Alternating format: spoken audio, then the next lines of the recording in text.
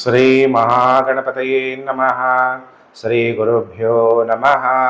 ಹರಿ ಓಂ. ಓಂ ನಮಃ ಶಿವಾಯ. ಓಂ ನಮಃ ಶಿವಾಯ. ಓಂ ನಮಃ ಶಿವಾಯ. ಮಕರ ರಾಶಿ ಗುರುಬಲ ಆರಂಭ. ನೀವು ತುಂಬ ದಿವಸದಿಂದ ಮಕರ ರಾಶಿಯವರು ಕೇಳ್ತಾನೆ ಇದ್ರಿ, ಗುರುಜಿ ನಮಗೆ ಯಾವಾಗ ರಾಜಯೋಗ ಆರಂಭ ಆಗುತ್ತೆ? ನೀವು ಸದಾ ಪಾಸಿಟಿವ್ ಹೇಳ್ತಾ ಇದ್ದೀರಾ, ಆದರೆ ನಮಗೆ ತುಂಬ ನೆಗೆಟಿವ್ ಆಗ್ತಾ ಇದೆ. ನಮಗಾಗಲೇ ಸಾಡೆ ಸಾತಿ ಬೇರೆ ನಡೀತಾ ಇದೆ. ನಿಜವಾದ ನಮಗೆ, ಯಾಕಂದರೆ ಜ್ಯೋತಿಷ್ಯ ಅನ್ನೋದು ಒಂದು ಬೆಳಕನ್ನು ತೋರಿಸುವಂತಹ ಶಾಸ್ತ್ರ. ನೀವು ಮಕರ ರಾಶಿ ಆಗಿರ್ಬೋದು, ಮಕರ ಲಗ್ನ ಆಗಿರ್ಬೋದು, ನಿಮಗೀಗ ಬೆಳಕು ಅನ್ನೋದು ಬರ್ತಾ ಇದೆಯಾ ಇಲ್ವಾ ಅನ್ನುವಂಥದ್ದು ಜ್ಞಾನ. ಅದಕ್ಕೆ ಇದನ್ನು ನೀವೇನು ಮಾಡಬೇಕು, ಈ ವಿಡಿಯೋನ ಎಲ್ಲ ಕಡೆ ಶೇರ್ ಮಾಡಿ. ಸೋಷಿಯಲ್ ಮೀಡಿಯಾಗಳಲ್ಲಿ Facebook, WhatsApp group, Telegram group ಎಲ್ಲರಿಗೂ ಕೂಡ ಜ್ಯೋತಿಷ್ಯದ ಬೆಳಕು ಪ್ರಾರಂಭ ಆಗುತ್ತೆ. ಗುರುಬಲ ಅಂದರೆ ಯಾಕೆ ನೋಡ್ತೀವಿ? ಒಂದು ಮನೆ ಖರೀದಿ ಮಾಡಬೇಕು, ಎಷ್ಟೋ ಜನಕ್ಕೆ ವಿವಾಹ ಆಗಿರಲ್ಲ, ವಿವಾಹ ಆಗಬೇಕು, ಅಥವಾ ಕೆಲಸ ಸಿಕ್ಕಿರಲ್ಲ, ಒಳ್ಳೆ ಕೆಲಸಕ್ಕೆ ಹೋಗಬೇಕು, ಅಥವಾ ಅಧಿಕಾರವನ್ನು ಪಡಿಬೇಕು, ಗುರುಬಲ ಇದೆಯಾ? ಒಳ್ಳೆ ದೊಡ್ಡ ರಾಜಕಾರಣಿ ಆಗಬೇಕು, ಒಳ್ಳೆ ಪದವಿ, ಮಂತ್ರಿ ಪದವಿ, ಮುಖ್ಯಮಂತ್ರಿ ಪದವಿ, ರಾಷ್ಟ್ರಪತಿ, ರಾಜ್ಯಪಾಲರು, ಉಪಮುಖ್ಯಮಂತ್ರಿ, ಹೀಗೇನೇ ಒಂದು ಪದವಿ ಪಡಿಬೇಕಾದ್ರೆ ಗುರುಬಲ ಇದೆಯಾ? ಗೃಹಾರಂಭ ಗುರುಬಲ ಇದೆಯಾ ಅಂತ ನೋಡ್ತೀವಿ. ಹಾಗಾದರೆ ಮಕರ ರಾಶಿಯವರಿಗೆ ಯಾವಾಗಿಂದ ಗುರುಬಲ ಆರಂಭ ಅಂದರೆ 1 ಮೇ 2024ರಿಂದ ಕೃತಿಕಾ ನಕ್ಷತ್ರ 2ನೇ ಪಾದದಲ್ಲಿ ಗುರು ಸಂಚಾರ ಆಗ್ತಾನೆ. ಗುರು ಬ್ರಹ್ಮ, ಗುರು ವಿಷ್ಣು, ಗುರುದೇವೋ ಮಹೇಶ್ವರ, ಗುರು ಸಾಕ್ಷಾತ್ ಪರಬ್ರಹ್ಮ, ತಸ್ಮೈ ಶ್ರೀ ಗುರುವೇ ನಮಃ. ಹಾಗಾದರೆ ಗುರು ಇಷ್ಟೆಲ್ಲ ನಿಮಗೆ ಗುರುಬಲ ಕೊಡ್ತಾನೆ, ನಿಮಗೆ ರಾಜಯೋಗ ಆರಂಭ ಆಗುತ್ತೆ. ಹಾಗಾದರೆ ಯಾವ್ಯಾವ ರೀತಿಯಲ್ಲಿ ನಿಮಗೆ ಫಲಾನುಫಲ ಅನ್ನೋದು ಪ್ರಾಪ್ತಿಯಾಗುತ್ತೆ ಮಕರ ರಾಶಿಯವರಿಗೆ ಅನ್ನುವಂಥ ವಿಚಾರವನ್ನು ಕೂಡ ನಾನು ಈ ವಿಡಿಯೋದಲ್ಲಿ ನಿಮಗೆಲ್ಲ ತಿಳಿಸ್ಕೊಡ್ತೀನಿ. ಕೃತಿಕಾ ನಕ್ಷತ್ರ 2, 3, 4ನೇ ಪಾದದಲ್ಲಿ ಸಂಚಾರ ಆಗಕ್ಕೆ ಗುರು ತಗೊಳ್ಳುವಂಥ ಸಮಯ 12/6/2024ವರೆಗೂ. ಅದಾದಮೇಲೆ ರೋಹಿಣಿ ನಕ್ಷತ್ರ 1, 2, 3, 4 ಸಂಚಾರ ಆಗಬೇಕಾದ್ರೆ ಗುರು ತಗೊಳ್ಳುವಂತಹ ಸಮಯ ಬಂದು 20 ಆಗಸ್ಟ್ 2024. 25/10/2024 ಮೃಗಶಿರ ನಕ್ಷತ್ರ 1ನೇ ಪಾದ 2ನೇ ಪಾದ. 25/3/2025 ಆಗಲೇ ಮೃಗಶಿರ ನಕ್ಷತ್ರದಲ್ಲಿ ವಕ್ರಿ, ರೋಹಿಣಿ ನಕ್ಷತ್ರ 4ನೇ ಪಾದದಲ್ಲಿ ವಕ್ರಿ ಆಗ್ತಾನೆ, 3ನೇ ಪಾದದಲ್ಲಿ ವಕ್ರಿ ಆಗ್ತಾನೆ. ಆಮೇಲೆ ರೋಹಿಣಿ ನಕ್ಷತ್ರ 4ನೇ ಪಾದದಲ್ಲಿ ರುಜುಗತಿಯನ್ನು ತಗೊಂತಾನೆ. ಗುರು ಪ್ರತಿ ವರ್ಷ ಒಂದು ರಾಶಿಯಿಂದ ಮತ್ತೊಂದು ರಾಶಿಗೆ ರಾಶಿ ಪರಿವರ್ತನೆ ಆಗ್ತಾನೆ. ಬಚಕ್ರ 12 ರಾಶಿಗಳನ್ನು ಸಂಚಾರ ಮಾಡಬೇಕಾದ್ರೆ ತಗೊಳ್ಳುವಂತಹ ಸಮಯ 12 ವರ್ಷ. ಹಾಗಾದರೆ ಗುರು ರಾಶಿ ಪರಿವರ್ತನೆ ಆಗೋದ್ರಿಂದ ರಾಜಕಾರಣಿಗಳ ಮೇಲೆ, ಪ್ರಕೃತಿಯ ಮೇಲೆ, ರಾಶಿ ಮತ್ತು ಲಗ್ನಗಳ ಮೇಲೆ ಅಂದರೆ ನಮ್ಮ ಮೇಲೂ ಕೂಡ ಅದರ ಪ್ರಭಾವ ಖಂಡಿತವಾಗೂ ಬಿದ್ದೇ ಬೀಳುತ್ತೆ. ಈಗ ನಾನು ಹೇಳ್ತಾ ಇರೋದು ಗೋಚಾರ ಫಲ. ಗುರುಜಿ ನನಗೆ ಯಾವ ದಶಾ ಭುಕ್ತಿ ನಡೀತಿದೆ ಅಂದರೆ ನಿಮ್ಮ ಪರ್ಸನಲ್ ಜಾತಕವನ್ನು ನೀವು ತೋರಿಸ್ಬೇಕಾಗುತ್ತೆ. ಆವಾಗ ನಿಮಗೆ ಇನ್ನು ಫಲಾನುಫಲ ನಿಖರವಾಗಿ ಹೇಳ್ಬೋದು. ನೀವು ಜಾತಕ ತಗೊಂಬಂದು ತೋರಿಸಿ. ಗುರು ಪಂಚಮ ಭಾವದಲ್ಲಿ ಸಂಚಾರ ಅಂದರೆ ಮೇಷರಾಶಿಯಿಂದ ವೃಷಭ ರಾಶಿಗೆ ರಾಶಿ ಪರಿವರ್ತನೆ 1 ಮೇ 2024. ಮಕರ, ಕುಂಭ, ಮೀನ, ಮೇಷ, ವೃಷಭ ನೋಡಿ ಪಂಚಮ ಭಾವ. ಲಗ್ನ ಅಂತ ತಗೊಂಡಾಗ ಭಾವಗಳು. ಮಕರ ಲಗ್ನಕ್ಕೆ ಪಂಚಮ ಭಾವ ಯಾವುದು? ವೃಷಭ ರಾಶಿ. ಅಕಸ್ಮಾತ್ ನಿಮ್ಮದು ರಾಶಿನೇ ಮಕರ ರಾಶಿಯಾಗಿದ್ರೆ ರಾಶಿಯಿಂದ ಪಂಚಮ ಭಾವ ವೃಷಭ ರಾಶಿ. ಆವಾಗ ಅಲ್ಲಿ ಗುರು ಸಂಚಾರ ಆಗ್ತಾ ಇದ್ದಾನೆ. ನಿಮಗೆ ಅತ್ಯಂತ ಶುಭ ಫಲ, ಗುರುಬಲ ಆರಂಭ ಆಯಿತು. ಗುರು ವಕ್ರಿ ಆಗ್ಬಿಡ್ತಾರೆ 9/10/2024ರಿಂದ 4 ಫೆಬ್ರವರಿ 2025ವರೆಗೂ ವಕ್ರಿಯಾಗಿ 4ನೇ ತಾರೀಕು ಫೆಬ್ರವರಿ 2025 ವಕ್ರ ತ್ಯಾಗ ಮಾಡ್ತಾನೆ. ಯಾವಾಗಲೂ ಗ್ರಹಗಳು ಹೀಗೆ ಮುಂದೆ ಹೋಗ್ತಾ ಇರೋರು ಹಿಂದೆ ತಿರುಗಿ ನೋಡುವಂಥದ್ದು ಅಂದರೆ ಗುರುಬಲ ಇಲ್ದಂಗೆ ಆಗುವಂಥ ಸಮಯ 9/10/2024ರಿಂದ 4 ಫೆಬ್ರವರಿ 2025. ಹಾಗಾದ್ರೆ ಈಗ ಮಕರ ರಾಶಿಯವರಿಗೆ ಯಾವ ರೀತಿ ಫಲಾನುಫಲ ಪ್ರಾಪ್ತಿಯಾಗುತ್ತೆ? ಗುರುಗಳಿಗೆ ಗುರು ಸದ್ಗುರು, ಸರ್ವಜ್ಞ ಅಂತೀವಿ. ಎಲ್ಲ ಜ್ಞಾನ, 3 ಕಾಲದ ಜ್ಞಾನ, ಪಾಸ್ಟ್, ಪ್ರೆಸೆಂಟ್ ಅಂಡ್ ಫ್ಯೂಚರ್, ಈ 3 ತಿಳಿದುಕೊಂಡಿರುವಂಥವನು ಆ ಈಶ್ವರ. ಅದಕ್ಕೆ ಮಕರ ರಾಶಿಯವರಿಗೆ ಫಸ್ಟೇ ಪರಿಹಾರ ಹೇಳ್ಬಿಡ್ತೀನಿ. ಈ ಪರಿಹಾರ ನೀವು ಮಾಡ್ಕೊಳ್ಳೋದ್ರಿಂದ ನಿಮಗೆ ಶುಭ ಫಲಗಳು ಪ್ರಾಪ್ತಿಯಾಗುತ್ತೆ. ಓಂ ನಮೋ ಭಗವತೆ ರುದ್ರಾಯ ನಮಃ. ಓಂ ತತ್ಪುರುಷಾಯ ವಿದ್ಮಹೆ ಮಹಾದೇವಾಯ ಧೀಮಹಿ ತನ್ನೋ ರುದ್ರ ಪ್ರಚೋದಯಾತ್. ಈ ಮಂತ್ರವನ್ನಾದರೂ ನೀವು ಜಪ ಮಾಡ್ಬೋದು. ಇನ್ನೊಂದ್ಸಲ ಹೇಳ, ಓಂ ನಮೋ ಭಗವತೆ ರುದ್ರಾಯ ನಮಃ. ಓಂ ತತ್ಪುರುಷಾಯ ವಿದ್ಮಹೆ ಮಹಾದೇವಾಯ ಧೀಮಹಿ ತನ್ನೋ ರುದ್ರ ಪ್ರಚೋದಯಾತ್. ಈ ಮಂತ್ರವನ್ನು ನೀವು ಪ್ರತಿದಿನ ಜಪ ಮಾಡಬೇಕು. ಅವಾಗ ಮಕರ ರಾಶಿಯವರಿಗೆ ಇನ್ನೂ ಗುರುಬಲ. ಯಾಕಂದರೆ ಮಕರ ರಾಶಿಯಲ್ಲಿ ಗುರು ಯಾವಾಗಲೂ ಕೂಡ ನೀಚನಾಗ್ತಾನೆ. ಗುರು ವ್ಯಯಾಧಿಪತಿ ಮತ್ತು ತೃತೀಯಾಧಿಪತಿಯಾಗಿ ಪಂಚಮ ಭಾವದಲ್ಲಿ ಸಂಚಾರ ಆಗೋದ್ರಿಂದ ನೀವು ಗುರುಗಳಿಗೆ ಎಷ್ಟೋ ಜನ ಗುರುಗಳಿದ್ದಾರೆ, ಆದರೆ ಸದ್ಗುರು ಯಾರು ಅಂದಾಗ ಶಿವನೇ ಸದ್ಗುರು. ಅದಕ್ಕೆ ಓಂ ಸರ್ವಜ್ಞಾಯ ನಮಃ. ನಿಮ್ಗೆ ಅಷ್ಟು ಮಂತ್ರ ಹೇಳಕ್ಕಾಗಲಿಲ್ಲ ಅಂದರೆ ಓಂ ಸರ್ವಜ್ಞಾಯ ನಮಃ, ಓಂ ಸರ್ವಜ್ಞಾಯ ನಮಃ, ಓಂ ಸರ್ವಜ್ಞಾಯ ನಮಃ. ನೋಡಿ, ಈ ರೀತಿ ಮಂತ್ರ ನೀವು ಜಪ ಮಾಡೋದ್ರಿಂದ ನಿಮಗೆ ಶುಭ ಫಲಗಳು ಪ್ರಾಪ್ತಿಯಾಗುತ್ತೆ. ಎಲ್ಲ ಜ್ಞಾನ ತಿಳ್ಕೊಂಡಿರೋನು ಶಿವ. ಶಿವ ಅಂದ್ರೇ ಕಲ್ಯಾಣಕಾರಿ, ಮಂಗಳಕಾರಿ, ಶುಭಕಾರಿ. ಹಾಗಾದರೆ ಮಕರ ರಾಶಿಯವರಿಗೆ ಗುರುಜಿ ನೀವು ಯಾವಾಗಲೂ ಗುರುಬಲ ರಾಜಯೋಗ ಅಂತ ಇದ್ರಿ, ಇವಾಗ ಅಂದರೆ ಆಗ ಬೇರೆ ಗ್ರಹಗಳು ನಿಮಗೆ ಶುಭ ಫಲಗಳನ್ನು ಕೊಡ್ತಾ ಇದ್ರು.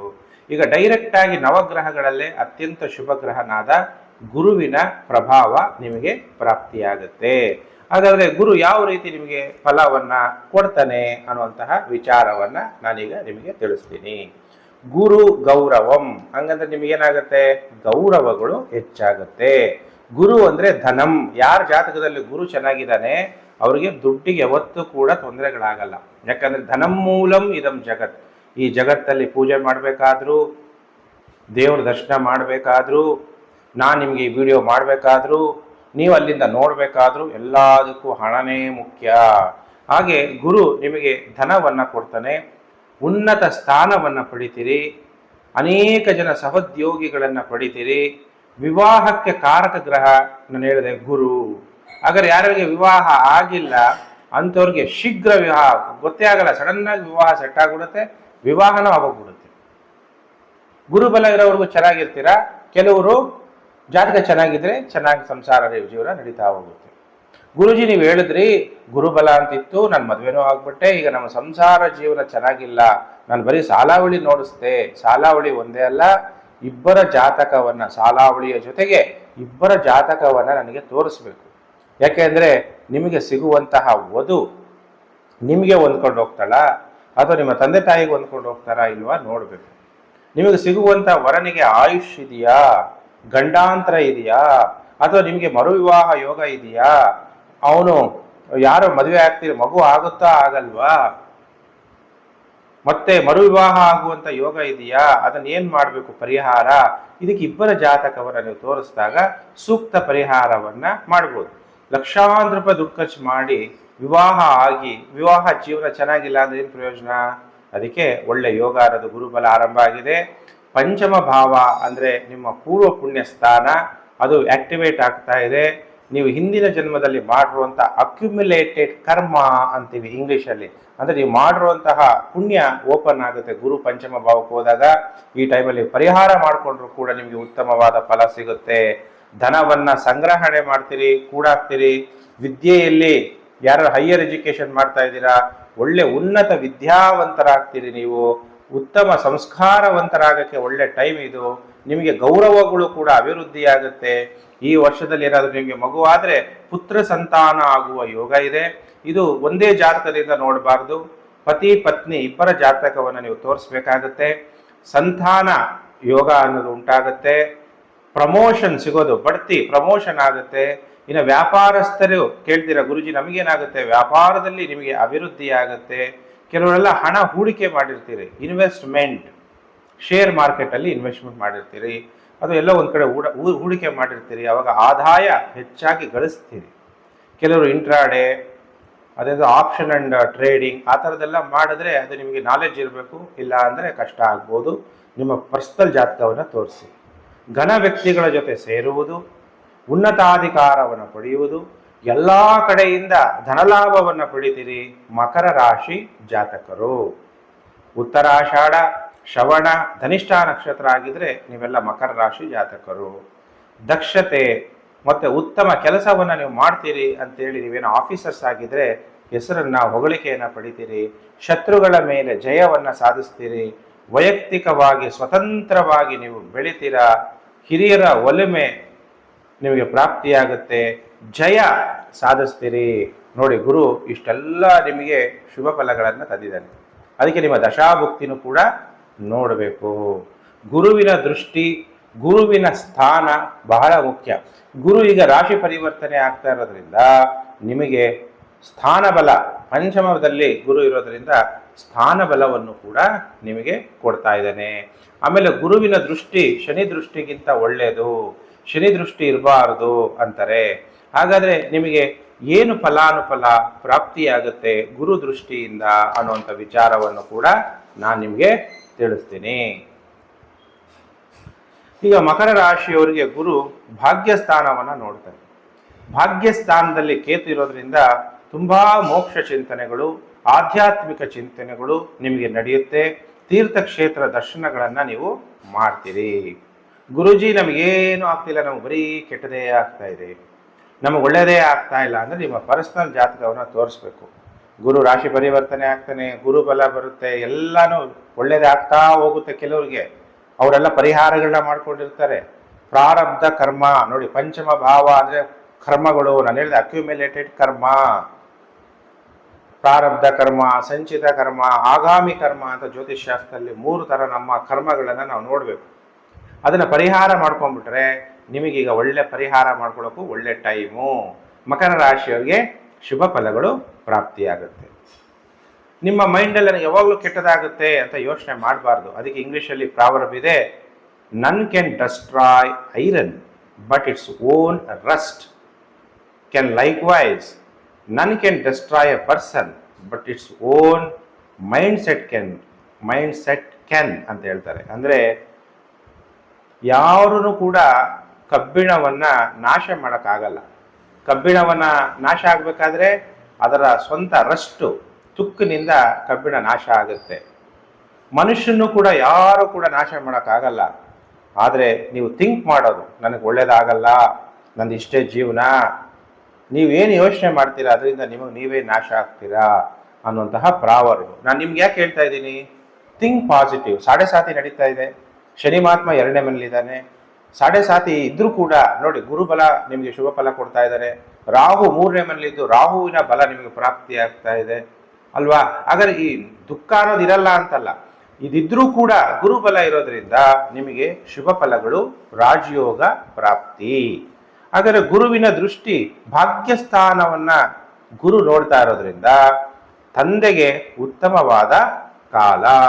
9ನೇ ಮನೆ ಅಂದಾಗ ಭಾಗ್ಯಸ್ಥಾನ, ಹೈಯರ್ ಲರ್ನಿಂಗ್ಸ್, ಫಿಲಾಸಫಿ, ಯಾರು PhD ಮಾಡೋಕ್ಕೆ, ಪೋಸ್ಟ್ PhD ಮಾಡೋಕ್ಕೆ, ಎಲ್ಲ ಇಂಟರ್ನ್ಯಾಷನಲ್ ಲೆವೆಲಲ್ಲಿ ಬೇರೆ ಬೇರೆ ದೇಶಗಳಿಗೆ ಹೋಗಿದ್ದೀರಾ, ಅಲ್ಲೆಲ್ಲ ನಿಮಗೆ ಅನುಕೂಲಗಳಾಗುತ್ತೆ. ಗುರುಜಿ ನಾನು ತುಂಬ ಪ್ರಯತ್ನ ಮಾಡ್ತಾ ಇದ್ದೀನಿ, ಲಾಂಗ್ ಡಿಸ್ಟೆನ್ಸ್ ವಿದೇಶಕ್ಕೆ ನಮ್ಮ ಕಂಪನಿಯವ್ರು ಯಾಕೋ ಸೆಲೆಕ್ಟ್ ಮಾಡ್ತಿಲ್ಲ, ನಾನು ಹೋಗ್ತೀನಾ ಅಂದರೆ ಹೋಗ್ತೀರಾ, ವಿದೇಶದಲ್ಲಿದ್ದರೆ ವಾಪಸ್ ಇಂಡಿಯಾಗೆ ಬರ್ತೀರಾ. ಹಾಗೆ ಲಾಂಗ್ ಜರ್ನೀಸ್, ಇಂಟರ್ನ್ಯಾಷನಲ್ ಟೂರ್ಸ್ ಮಾಡುವ ಯೋಗ ಉಂಟಾಗುತ್ತೆ, ಪ್ರಾಸ್ಪೆರಿಟಿ ಹೆಚ್ಚಾಗುತ್ತೆ. ದೇವಸ್ಥಾನಗಳು, ತೀರ್ಥಕ್ಷೇತ್ರಗಳ ದರ್ಶನ ಮಾಡಿಸೋದು, ಟೂರ್ಸ್ ಅಂಡ್ ಟ್ರಾವೆಲ್ಸ್ ನಡೆಸುವಂಥವ್ರಿಗೂ ಕೂಡ ಧನಲಾಭ ಆಗುತ್ತೆ. ಆಮೇಲೆ ಯಾರ್ಯಾರು ಶಿಕ್ಷಕರು, ಟೀಚರ್ ಲೆವೆಲಲ್ಲಿ ಯಾವುದೇ ಲೆವೆಲ್ಗೆ ಟೀಚರ್ಸ್ ಆಗಿರ್ಬೋದು ಅಂಥವ್ರಿಗೆಲ್ಲ ಉತ್ತಮವಾದ ಸಮಯ. ದೇವಸ್ಥಾನದಲ್ಲಿ ಪುರೋಹಿತರಾಗಿದ್ರು ಕೂಡ ಒಳ್ಳೆ ಧನಲಾಭ ಆಗುವ ಸಾಧ್ಯತೆಗಳು ಇದೆ. ಆಮೇಲೆ ಗುರು 11ನೇ ಮನೆಯನ್ನು ನೋಡ್ತಾನೆ. 11ನೇ ಮನೆ ಅಂದರೆ ಏಕಾದಶ ಸ್ಥಾನ. ಆಯಾ ಸ್ನೇಹಿತರಿಂದ ನಿಮಗೆ ಸಹಾಯ ಆಗುವಂಥದ್ದು, ನಿಮಗಿಂತ ದೊಡ್ಡವರು ಅಣ್ಣ ಅಥವಾ ಅಕ್ಕನಿಂದ ಸಹಾಯ ಆಗುವಂಥದ್ದು, ಸೊಸೆ ಅಥವಾ ಅಳಿಯನಿಂದ ನಿಮಗೆ ಸಹಾಯ ಆಗುವ ಸಾಧ್ಯತೆಗಳು, ಅವರಿಂದ ನಿಮಗೆ ಲಾಭ ಆಗುವ ಸಾಧ್ಯತೆಗಳಿದೆ. ತಾಯಿಗೆ ಮನಸ್ಸು ಚೆನ್ನಾಗಿರುತ್ತೆ, ತಾಯಿಗೆ ದೈವಭಕ್ತಿ ಹೆಚ್ಚಾಗುತ್ತೆ. ಗುರು ನಿಮ್ಮ ಚಂದ್ರನನ್ನು ನೋಡೋದ್ರಿಂದ ಮನಸ್ಸು ಕೂಡ ಬಹಳ ಉತ್ತಮವಾಗಿರುತ್ತೆ. ಮನಸ್ಸೋ ಜಾತಃ ಅಂತೀವಿ, ಮನಸ್ಸು ತುಂಬ ಚೆನ್ನಾಗಿರೋದು ಬಹಳ ಮುಖ್ಯ. ಮನಸ್ಸು ಚೆನ್ನಾಗಿ ಎಲ್ಲ ಸಂಪತ್ತಿದ್ದು ನನ್ನ ಮಾನಸಿಕ ಸ್ಥಿತಿ ಸರಿ ಇಲ್ಲ ಅಂದರೆ ಏನು ಪ್ರಯೋಜನ ಅಂತೀವಿ. ಹಾಗೆ ಚಂದ್ರನನ್ನ ಗುರು 9ನೇ ಮನೆ ದೃಷ್ಟಿಯಿಂದ ನೋಡೋದ್ರಿಂದ ಮಾನಸಿಕ ಸ್ಥಿತಿ ಕೂಡ ನಿಮ್ಮದು ಬಹಳ ಉತ್ತಮವಾಗಿ ಇರುತ್ತೆ ಮಕರ ರಾಶಿ ಜಾತಕರಿಗೆ. ಅದಕ್ಕೆ ಮಕರ ರಾಶಿ ಜಾತಕರಿಗೀಗ ಗುರುಬಲ ಮತ್ತು ರಾಜಯೋಗ 1 ವರ್ಷ 1 ಮೇ 2024ರಿಂದ 14ನೇ ತಾರೀಕು ಮೇ 2025ವರೆಗೂ ಗುರು ಅತ್ಯಂತ ಶುಭ ಫಲಗಳನ್ನು ಕೊಡ್ತಾನೆ. ದೈವ ಭಕ್ತಿ ಹೆಚ್ಚಾಗುತ್ತೆ. ಆಮೇಲೆ ಯಾರ್ಯಾರು ಇಂಡೈರೆಕ್ಟಾಗಿ ಹಣ ಸಂಪಾದನೆ ಮಾಡಬೇಕು ಅಂತ ಪ್ರಯತ್ನ ಮಾಡ್ತೀರಿ ಅವ್ರಿಗೂ ಕೂಡ ಹಣ ಅನ್ನೋದು ಸಂಪಾದನೆ ಆಗುತ್ತೆ. ಅದಕ್ಕೆ ನಾನು ಹೇಳಿದ್ದು ಓಂ ಸರ್ವಜ್ಞಾಯ ನಮಃ ಅನ್ನುವಂಥ ಮಂತ್ರವನ್ನು ಜಪ ಮಾಡಿ. ಗುರುಗಳಿಗಿಂತ ಗುರು ಸದ್ಗುರು ಭಗವಂತ ಆಗಿದ್ದಾನೆ. ಅದಕ್ಕೆ ನಾವು ಯಾವಾಗಲೂ ಹೇಳ್ತೀವಿ ತ್ವಮೇವ ಮಾತಾಶ್ಚ ಪಿತಾ ತ್ವಮೇವ ತ್ವಮೇವ ಬಂಧುಶ್ಚ ಸಖಾ ತ್ವಮೇವ ತ್ವಮೇವ ವಿದ್ಯಾ ದ್ರವಿಣಂ ತ್ವಮೇವ ತ್ವಮೇವ ಸರ್ವಂ ಮಮ ದೇವ ದೇವ. ಈಶ್ವರನಿಗೆ ನೀನೇ ನನಗೆ ತಾಯಿ, ನೀನೇ ನನಗೆ ತಂದೆ, ಬಂಧು, ಜ್ಞಾನ, ವಿದ್ಯೆ ಎಲ್ಲ ಭಗವಂತನಿಗಿಂತ ದೊಡ್ಡವರು ಈ ಪ್ರಪಂಚದಲ್ಲಿ ಯಾರೂ ಇಲ್ಲ. ಆ ಶಿವನನ್ನು ನೀವು ನೆನಪು ಮಾಡೋದ್ರಿಂದ ಮಕರ ರಾಶಿಯವರಿಗೆ ಖಂಡಿತವಾಗಲೂ ಶುಭ ಫಲಗಳು ಪ್ರಾಪ್ತಿಯಾಗುತ್ತೆ. ನಿಮ್ಮ ಮನೋಕಾಮನೆಗಳು ಪೂರ್ಣ ಮಾಡಲಿ ಅಂತೇಳಿ ಆ ಶಿವನಲ್ಲಿ ಪ್ರಾರ್ಥನೆ ಮಾಡ್ತಾ ಸಮಸ್ತ ಲೋಕೋ ಸುಖಿನೋ ಭವಂತು. ಪ್ರಿಯ ವೀಕ್ಷಕರೇ, ನಮ್ಮ ಚಾನಲ್ಗೆ ನೀವು ಹೊಸಬರಾಗಿದ್ದರೆ ನಾನು ಆಗಲೇ ಹೇಳಿದಾಗೆ ಸಬ್ಸ್ಕ್ರೈಬ್ ಕೆಲವರು ಮಾಡ್ಕೊಂಡಿರ್ತೀರಾ, ನೋಟಿಫಿಕೇಷನ್ ಬೆಲ್ ಒತ್ತಿರಲ್ಲ. ಆಗ ನಿಮಗೆ ಲೇಟೆಸ್ಟ್ ವಿಡಿಯೋ ನಿಮಗೆ ಬಂದು ತಲುಪ ಕಷ್ಟ ಆಗ್ಬೋದು. ವಿಡಿಯೋನ ಶೇರ್ ಮಾಡಿ ಸೋಷಿಯಲ್ ಮೀಡಿಯಾಗಳಲ್ಲಿ Facebook, WhatsApp group, Telegram group ಎಲ್ಲರಿಗೂ ಕೂಡ ಜ್ಯೋತಿಷ ವಿಚಾರ ಗೊತ್ತಾಗಲಿ ಅಂತ ನಿಮ್ಮಲ್ಲಿ ಮತ್ತೊಮ್ಮೆ ರಿಕ್ವೆಸ್ಟ್ ಮಾಡ್ತಾ ಪ್ರಿಯ ವೀಕ್ಷಕರೇ, ಮತ್ತೊಂದು ವಿಡಿಯೋದಲ್ಲಿ ಮತ್ತೆ ನಾನು ನಿಮ್ಮನ್ನು ಭೇಟಿ ಮಾಡ್ತೀನಿ. ನಮಸ್ಕಾರ.